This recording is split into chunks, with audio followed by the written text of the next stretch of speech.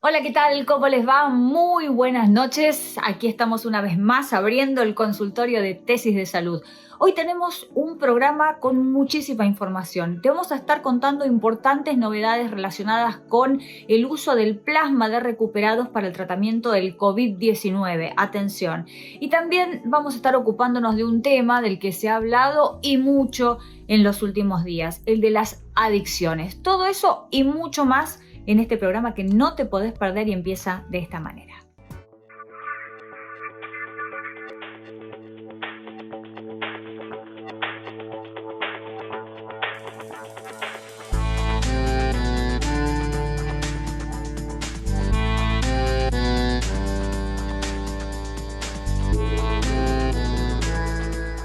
Y está ahora con nosotros el doctor Pedro Horvat, médico psiquiatra y psicoanalista.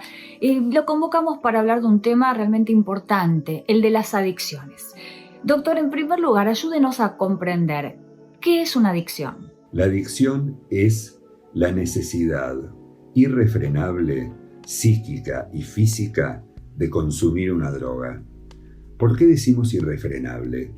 Porque cuando la persona siente la necesidad, debe hacerlo compulsivamente, sea cual fuere el lugar, las circunstancias, inclusive su propia conciencia de la consecuencia del consumo. A pesar de todo eso y a pesar de ese conocimiento, la persona necesita consumir y trata de hacerlo. Inversamente, cuando no puede lograrlo, se produce lo que se llama el síndrome de abstinencia, que es un sentimiento de intenso pesar, tanto físico como psíquico, relacionado justamente con la ausencia de la droga. ¿Por qué es que se produce este circuito? Habitualmente, los primeros consumos están relacionados con situaciones de entretenimiento, con situaciones recreativas. Y es en esas situaciones recreativas, situaciones sociales, en donde el futuro adicto ve que la droga le es útil para manejar mejor algunas ansiedades, angustias, ciertas inhibiciones. Y de ese modo, el consumo de la droga empieza a estar relacionado con esas situaciones. En tal situación lo voy a hacer porque me alivia el sufrimiento psíquico.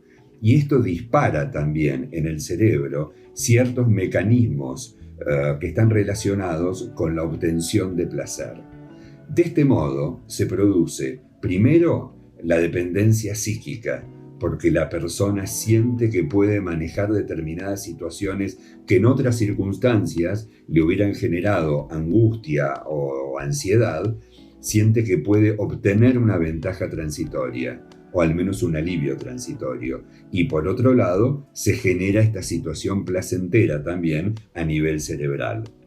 Pero a nivel cerebral ocurre otra cosa también muy peligrosa que cierra el circuito, y es que la droga por sí misma comienza a participar de esos circuitos cerebrales, de modo que se vuelve indispensable para su buen funcionamiento. Y por eso, cuando la droga no está, se produce este sentimiento enorme de malestar, porque me está faltando algo en mi manera de comportarme socialmente, en los procesos que uso para comportarme socialmente, pero además me está faltando algo en el funcionamiento de mis circuitos cerebrales. Esto es lo que cierra el círculo de la adicción y la vuelve crónica. En el caso específico del consumo de drogas, ¿cuáles son las consecuencias en una persona, doctor? Recién hablábamos del circuito que se establece entre la abstinencia, la ansiedad y el consumo. Este circuito se va acelerando cada vez más, de modo tal que llegado un punto, el consumo pasa a formar parte habitual de la vida de la persona. Y esto va generando un deterioro en las relaciones interpersonales y en la calidad de sus respuestas emocionales. Finalmente, lo que se deteriora es la calidad de vida, tanto en su vida familiar, en su vida económica, en su vida académica, porque el consumo y las urgencias pasan a teñir toda la vida en general, tanto por sus reacciones afectivas como por las cuestiones económicas que muchas veces giran alrededor del gasto del consumo, como por las reacciones afectivas que produce la posibilidad de no tenerlo. Ahora, cuando hablamos de adicciones, habitualmente pensamos en drogas, pero hay que tener en cuenta que existen muchas conductas que son adictivas. Por ejemplo, la adicción al juego, que claramente tiene el mismo mecanismo. La adicción al juego, la adicción a los videojuegos, que tiende a ser un problema cada vez más frecuente entre los adolescentes, la adicción a la tecnología o la adicción al uso de Internet o la adicción a la pornografía, es decir, todos fenómenos que se van extendiendo cada vez más, porque lo que hay que entender en términos de adicción es que la adicción es una relación entre la ansiedad y el consumo de algo. Ese algo puede ser una droga o puede ser un comportamiento. Y por supuesto, dependiendo de la personalidad de base, pero también dependiendo de qué es lo que se elige como objeto de consumo, los efectos van a ser unos u otros. ¿Y cómo hay que actuar ante una persona con consumo problemático? ¿Qué hacer frente a una persona que sufre una adicción? Lo primero que hay que tener claro es que ningún adicto puede vencer la adicción por sí mismo. Nadie puede derrotar solo una adicción. Todos los adictos necesitan ayuda. A pesar de que ellos mismos van a decir que no, que quédate tranquilo, que yo me manejo, que yo lo controlo. Es decir, hay un momento en que finalmente el adicto comprende que la situación lo ha vencido y que sus recursos personales no son suficientes para resolver el problema. Ese es el momento en que uno puede empezar a actuar. Para empezar a actuar, la cantidad de herramientas terapéuticas disponibles es muy vasta, de un extremo al otro, las vamos a ir pensando, pero se trata de consultar con un especialista para ver cuál de todas las herramientas posibles son las indicadas para cada caso, porque, para decirlo en cierto modo, yo diría, no hay adicciones, hay adictos, porque la estrategia dependerá del tipo de consumo, del tipo de contención familiar que tenga, de su situación personal, de sus circunstancias vitales. Obviamente no es lo mismo un adolescente que un señor grande. Es decir, depende de cada caso, se va a diseñar una estrategia terapéutica que comprende, como decía, un montón de recursos, las distintas formas de psicoterapia, la psicoterapia individual, familiar, la psicoterapia grupal es importante en estos casos. Muchas veces se requiere el empleo de psicofármacos para poder ir manejando la ansiedad y los síndromes de abstinencia de un modo que sea tolerable para la persona. En el mediano plazo, como decía, la utilización de grupos terapéuticos y de contención, y más a la larga, inclusive ciertos grupos de pertenencia, como son Narcóticos Anónimos, por ejemplo. De un extremo al otro, desde la psicoterapia individual y los psicofármacos, hasta en el otro extremo, la internación en los casos más graves, como decía, hay muchos recursos terapéuticos que deben ser diseñados de común acuerdo con la persona, con el adicto, y con su familia y con el especialista, considerando cada eventualidad. Yo creo que hay que pensar que la situación es tan compleja que no se podría decir que existe un tratamiento ideal, existe un tratamiento posible. ¿Qué es lo posible en cada situación de cada persona y de cada circunstancia vital? Y ese es el tratamiento que va a tener éxito. Y está con nosotros el doctor Marcelo Alac, médico cardiólogo, y vamos a hablar de miocardiopatía dilatada. Pero antes, doctor, si te parece, vamos a empezar por lo básico. ¿Cómo funciona nuestro corazón? Bueno, básicamente el corazón es una bomba propulsora de sangre, ¿no? Está hecha de tejido muscular, tejido de conducción, tejido nervioso, que hace que ese corazón lata en forma automática. Tiene aproximadamente el tamaño de un puño. Para cada persona esto es algo que todos conocen. También se sabe que está constituido por 4 cámaras, 2 superiores, que son las aurículas, 2 inferiores, que son los ventrículos, y que están separados por tabiques entre las aurículas y entre los ventrículos. Y a la vez para la circulación de la sangre hay válvulas que van, digamos, si fuera una válvula de una cubierta, de un neumático, de un vehículo que permite el ingreso de aire y no la salida, las válvulas del corazón tienen el mismo funcionamiento, es decir, permiten el pasaje de sangre y no debieran permitir el retroceso. Básicamente la sangre, como ustedes saben, circula a través de arterias y venas y todo ese transporte de sangre a través del organismo se lo conoce como circulación. Ahora, cuando hablamos de corazón y todos esos vasos sanguíneos, arterias, venas y todo lo que hay en el medio, que son vasos de menor calibre, se conoce como aparato cardiovascular. Básicamente la sangre transporta oxígeno. El oxígeno es el alimento de los tejidos y hay sangre que va oxigenada y sangre que va desoxigenada. Por supuesto, una vez que pasó a través del tejido, le hizo la descarga de ese oxígeno, la sangre desoxigenada vuelve al corazón a través de la vena cava, de las dos venas cavas, una superior y una inferior, y eso en el corazón, que ingresa a través de la aurícula derecha, pasa al ventrículo derecho y de allí va a los pulmones. Ese es el gran centro de procesamiento donde los pulmones, la sangre es nuevamente oxigenada, vuelve hacia la aurícula izquierda, de allí va al ventrículo izquierdo y toda esa sangre con la nueva carga de oxígeno, ese nuevo alimento, como decíamos, para los órganos, es expulsado a través del ventrículo izquierdo y viaja a través de la aorta a todo el organismo. Ese es el gran centro de distribución que sale desde la aorta hacia todas las arterias de todo el cuerpo. Ese es básicamente cómo funciona el corazón. ¿Y qué es, doctor, una miocardiopatía dilatada? Bueno, ahora ya dijimos cómo funciona normalmente el corazón. A partir de ahí ya podemos definir, una vez que tenemos lo normal, qué es lo que ocurre cuando hay una alteración de ese músculo cardíaco. En este caso, como alteración del corazón, hablemos de la alteración del músculo, cuando la enfermedad está en el músculo. Eso se conoce como miocardiopatía. Básicamente hay muchísimos tipos de miocardiopatías. Es una enfermedad que tiene sus propios signos y síntomas, así como su propio tratamiento, ¿no? El corazón en muchas ocasiones primero aumenta su grosor, después con el paso del tiempo, si la alteración que provoca esa circunstancia se perpetúa, después de aumentar su grosor, esa disfunción hace que empiece a adelgazarse nuevamente, pero se empieza a adelgazar. Es decir, el corazón lo que tiene que hacer es luchar contra algún tipo de fuerza que impide la salida de sangre y tiene que tratar de hacer más fuerza para poder eyectarla. Bueno, justamente cuando el corazón no es capaz de suplir toda esa distribución de alimento, como decíamos antes, que se carga en cada pasada a través de los pulmones y que a través de los latidos cardíacos se va distribuyendo, cuando el corazón no logra hacer eso en forma efectiva, en forma eficiente, aparece la insuficiencia cardíaca, ¿no?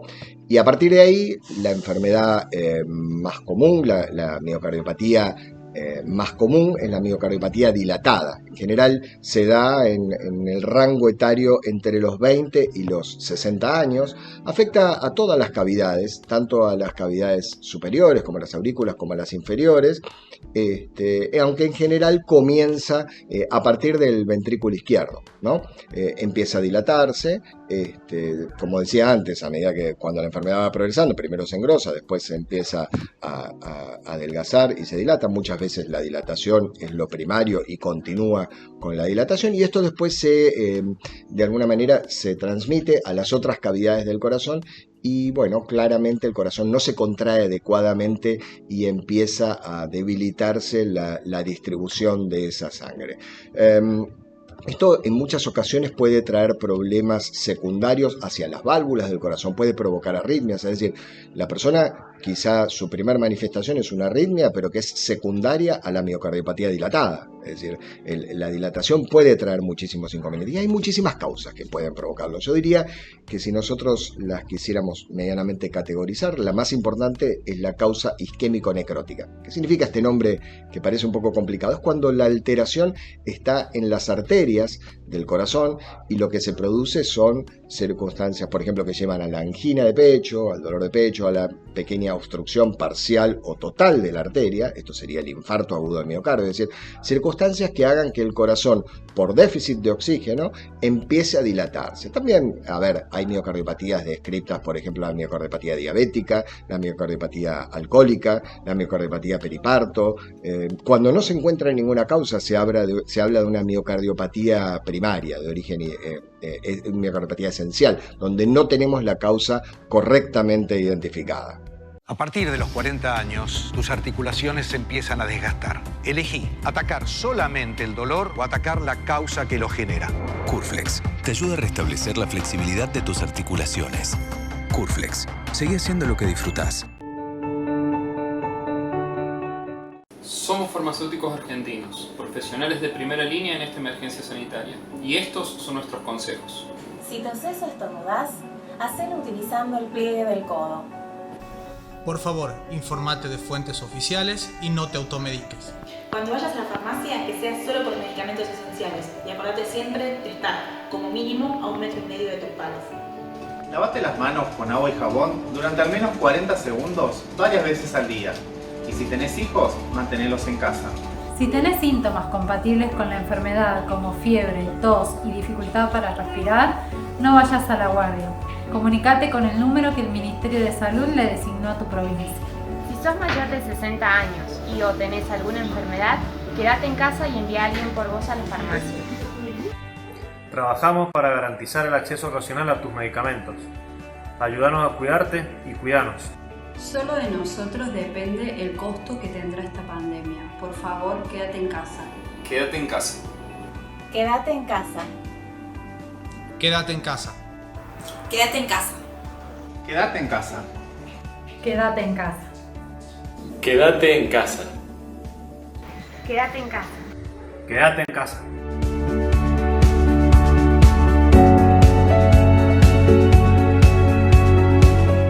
La noticia es realmente trascendente. Un ensayo realizado en Argentina revela que el plasma de convalecencia no tendría un efecto clínico significativo, contrariamente a lo que se venía diciendo.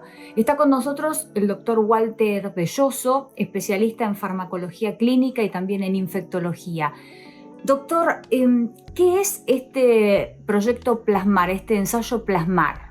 El estudio Plasmar es un ensayo clínico aleatorizado acerca del uso de plasma de convalecientes en pacientes con neumonía severa por COVID-19. ¿Qué es un ensayo clínico aleatorizado?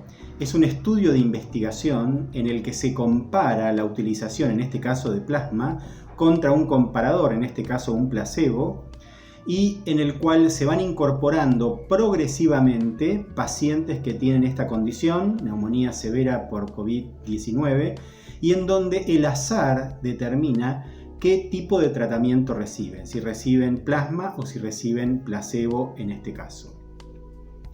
Desde que se inició la pandemia, se pensó en la posibilidad en la utilización de plasma de convalecientes como una herramienta terapéutica.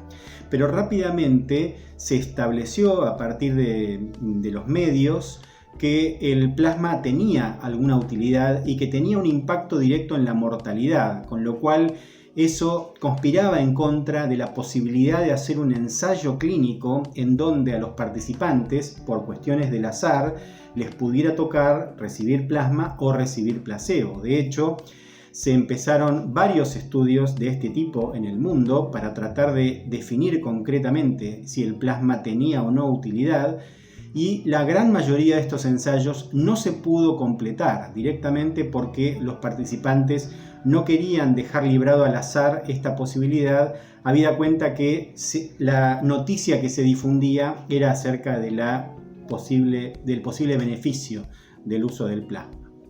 Sin embargo, tuvimos la suerte de poder persistir y el apoyo tanto de nuestra institución como de todas las instituciones que participaron del ensayo, y logramos, en conjunto con un consorcio de 12 hospitales provenientes de 6 localidades de nuestro país, completar el primer ensayo clínico en el mundo de plasma de convalecientes para pacientes con neumonía severa por COVID.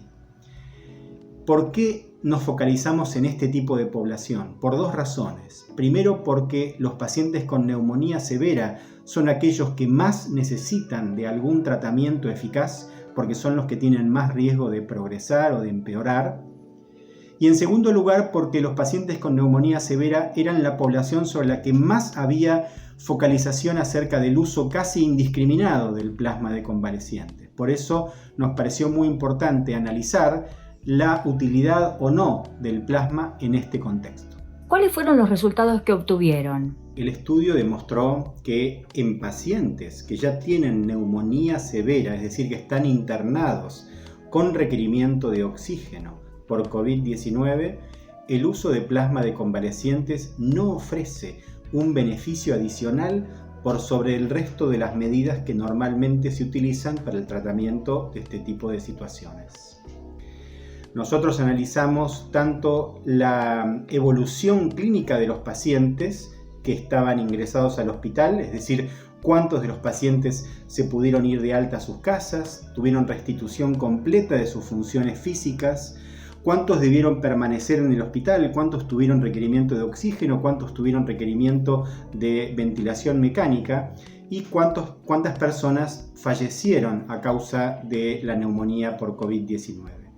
Todo ese análisis global fue analizado para el resultado general del estudio Plasmar y demostramos que en ninguna de estas circunstancias el plasma proveía algún beneficio por sobre el resto de las medidas normalmente utilizadas. ¿Esto cambiaría el tratamiento en pacientes con COVID-19 en estadio grave? ¿Y por qué? No es a nosotros a quienes nos corresponde establecer las directrices y las políticas de salud pública, pero sí nosotros como investigadores somos los que tenemos la responsabilidad de proveer a los decisores de las mejores herramientas para poder tomar las mejores decisiones con información fehaciente. Por lo que nosotros entendemos y dado que hemos estado en contacto permanente con las autoridades de salud de la nación, entendemos que las guías y recomendaciones respecto del uso de plasma se van a actualizar a partir de la disponibilidad de estos resultados. Pero no solamente esto sucede en nuestro país, sino que también hemos tenido contacto con autoridades sanitarias de otros países del mundo que también van a utilizar esta información para actualizar sus guías y recomendaciones, habida cuenta que el estudio Plasmar ha sido recientemente publicado en la revista médica de mayor impacto en todo el mundo. Vale la pena hacer dos aclaraciones adicionales. La primera es que el estudio Plasmar no cierra la puerta de las investigaciones respecto del uso de plasma de convalecientes en COVID-19, ya que solamente nosotros nos focalizamos en la población con neumonía severa. La posible utilidad o no del plasma en otros estadios de la enfermedad corresponderá evaluarla en función de los resultados de otros estudios, algunos que ya han sido completados y otros que están en curso.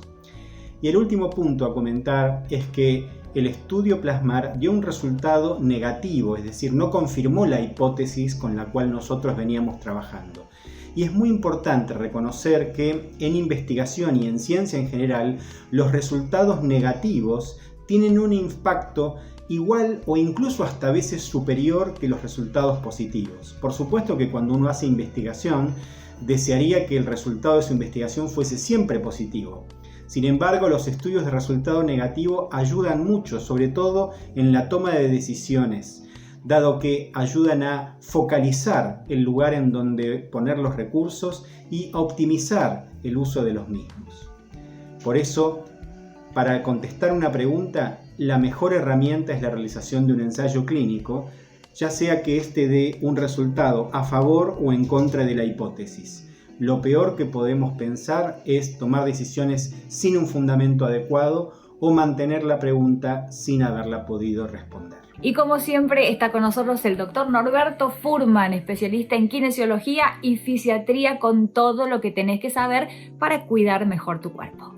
Uno de los problemas más importantes que tenemos en esta época es la falta de actividad y por ende la falta de oxigenación. Nosotros respiramos normalmente, pero cuando caminamos, cuando hacemos actividad física, cuando vamos de visita, bajamos de un auto, subimos a un transporte público, estamos tomando respiraciones que son más profundas y oxigenamos de esa forma mucho más el cuerpo. Es importante saber que si ahora estamos un poco más quietos, tenemos que hacer respiraciones más profundas. ¿Qué técnicas podemos utilizar? Mire, primero y principal tenemos que saber que usted puede expulsar bien todo lo que sea el aire. La expulsión del aire lo puede hacer a través de inflar globos, algo muy sencillo. En todas las casas siempre debe haber habido un globo por algún cumpleaños pasado y lo puede hacer. Si no tiene un globo, bueno, puede prender alguna vela, la pone un poquito más lejos e intenta poder apagarla. Puede poner varias velas y a distintas distancias va apagando una por vez. Puede también agarrar alguna pequeña pajita, la pone adentro de un vaso con agua y burbujea todo lo que pueda.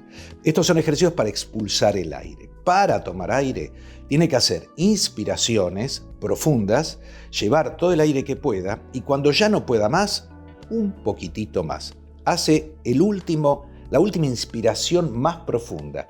¿Con qué se puede ayudar? Llevando los hombros hacia atrás y tratando de sacar pecho.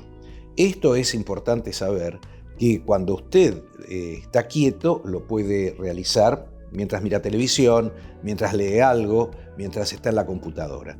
Ahora, si está haciendo alguna actividad física, haga este ejercicio. Vaya tomando aire y cuando ya llegó al límite máximo de su aire, un poquitito más.